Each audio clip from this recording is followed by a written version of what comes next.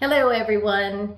I am super excited because today I am going to redo this little table, and I bought it at this estate sale. It's so cute. Let me show it to you. It was only $10, and I'm going to do a little design on the top and then paint the legs with some chalk paint. If you are interested, I do mix my own chalk paint, and I will put up the recipe for you in the video so that you can see what I use to mix in with my paint to make my chalk paint.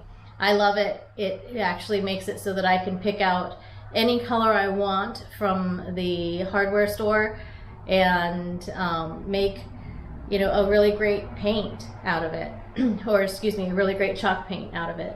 So let me show you this table. Take a look. So here it is, this cute little table. The color is completely wrong for me. It's a bit too red and outdated. So I thought, well, this is a solid piece of wood. I can sand it down and do a quick little design on the top with all of you. So let's get to it. So first you're going to clean the surface really well.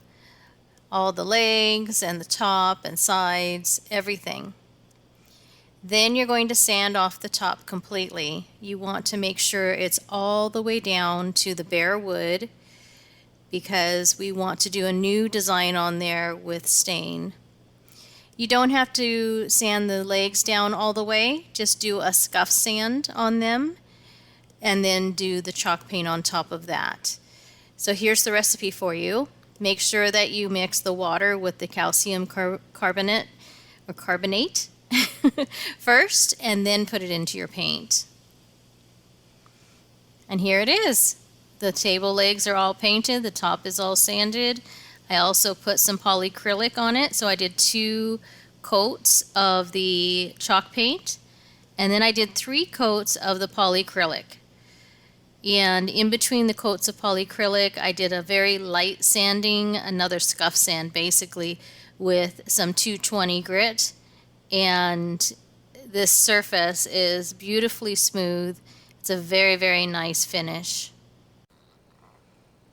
So I had a small problem. Once I sanded down the top, I discovered there's this large crack in the wood, and it went all the way through the wood. It wasn't just a surface scratch, it was a crack all the way through.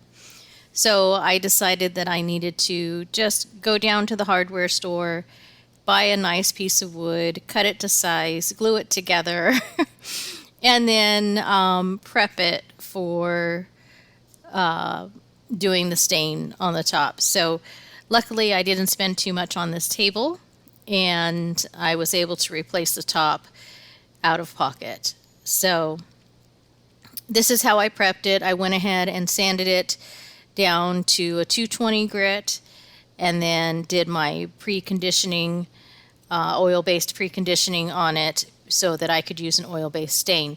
Now I do want to show you, I already drew my design on the wood. It's a very light pencil sketch of the outline of my flower before doing the prep. Here we go. Let's get started. So I've already done the center with my paintbrush and some stain.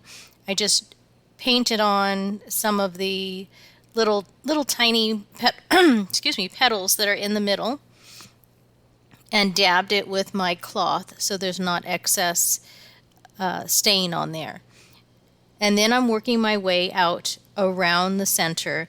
Now I'm just going to do small sections on the video because this flower has so much repetition in it that I'm going to show you small sections. Then you can pause the video, do the section, and then move on with me to another section. So in this part, I'm just doing the very, very center of each petal, leaving a ring of wood around the edge to create the lighter part of the petal, to give it a cup, to make it look like a cup. The dark center is the shadow, and then around the edge will be the light wood.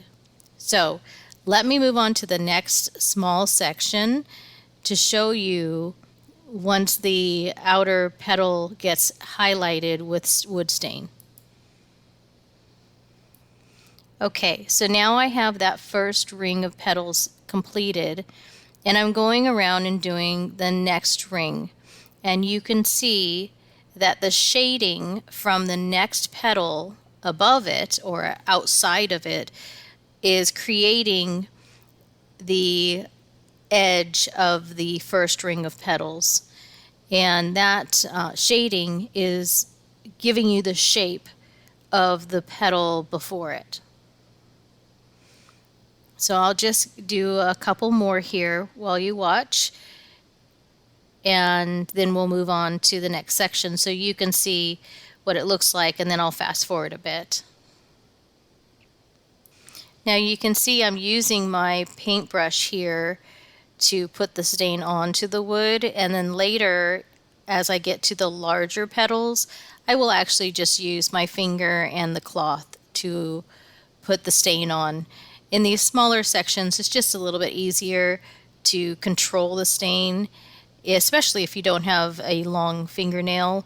And right now, my nails are fairly short, so I needed to use the brush.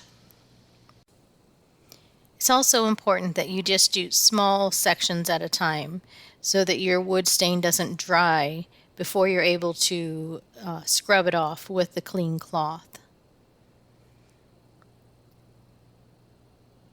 So here you can clearly see the lines, the unstained pieces that differentiate one petal from another. You can see the outline of each petal. Now, this is just the base stain that we're putting on here. We're going to go back once we finish all of this and actually do some detail work with a little bit darker stain. The stain I'm using right now is Special Walnut. And then we'll go in with dark walnut to do our detailed work in the future. So now let's take a look at a whole section that's complete. Here we go. Excuse me. I have some bad allergies and they're making my throat froggy. So this whole section's done. You can see the outline of each petal. Because I only shaded in the center, I did a little bit darker at the bottom of each petal and then gradually pulled that stain out to a lighter shade. And as we go in and put the detail work in here, you will see how it will completely change the petal to give it more dimension. Before we go on and do that, let's take a look at how to put the stain onto the board with just your finger and a cloth. In both cases, with the paintbrush and with your cloth finger, you want to make sure you have a blotting cloth next to you so that it's not completely saturated and putting too much stain onto the wood all at once. And you're going to use the tip of your finger to do the outline. As you can see I'm doing there, I'm turning my finger using the tip and just outlining the outer edge of that lower petal. I do darker stain in the center there and then pull it out with a cloth. All right, so here it is, all finished. And so now we're going to go in with our darker stain. I did let this dry overnight. And we'll go in with our darker stain and add some detail. So let's do it. Okay, I've already started. I added some dark stain in the center just to go around those little bits to put some shading in there.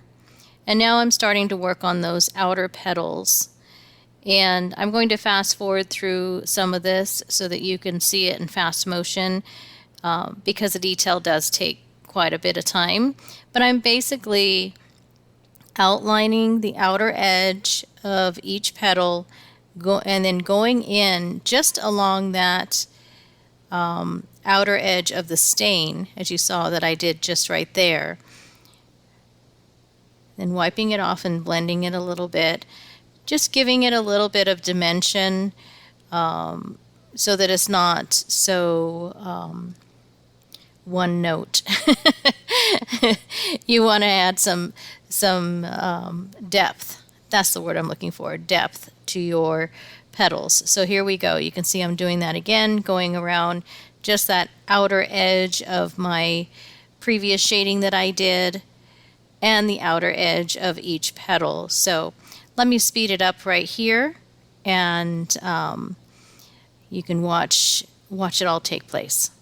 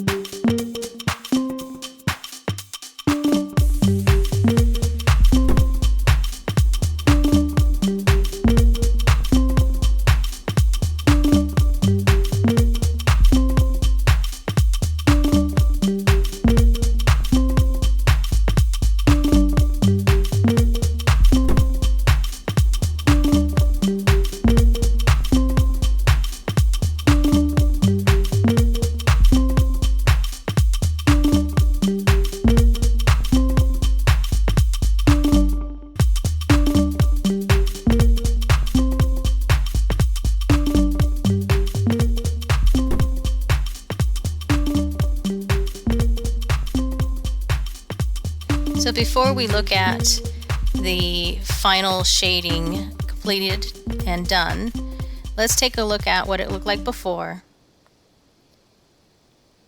And now let's take a look at it with all of the shading and extra detail put in. So it gives it a lot more depth by putting the darker stain in there. Now I'm going to seal this, put it on the table legs, and show you the final product.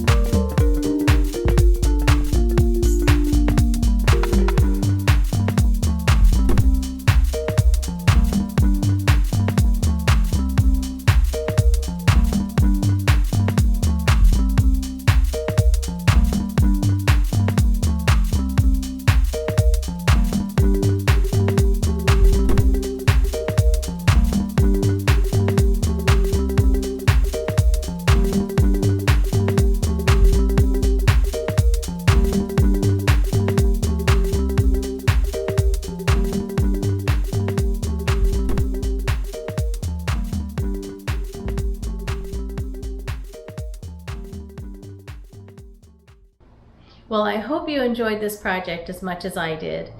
It was a little challenging finding that crack and having to backtrack and get some wood, but I'm really happy with the results. It looks so much better than it would have if it had that big crack in the middle of it. Plus, now I feel better about how stable the table is. So sometimes you just have to take a step back and start over. So this table did take quite a bit longer than I expected. Thanks for being so patient for this video, because I know I promised it like 2 weeks ago, but I needed to do this. I needed to fix it correctly. And I originally started with one design and changed the design. You didn't see that in the video because I really didn't like my original design. I completely changed it to this Dahlia. Before it was Black Eyed Susans. And I will do an art piece with Black Eyed Susans in the future, but it will be for wall art, not for a table. So I hope you come back and see the next one. I'm not sure what our next project will be, but it'll be something super fun. I guarantee it. All right, I'll see you in the next one, and please like and subscribe.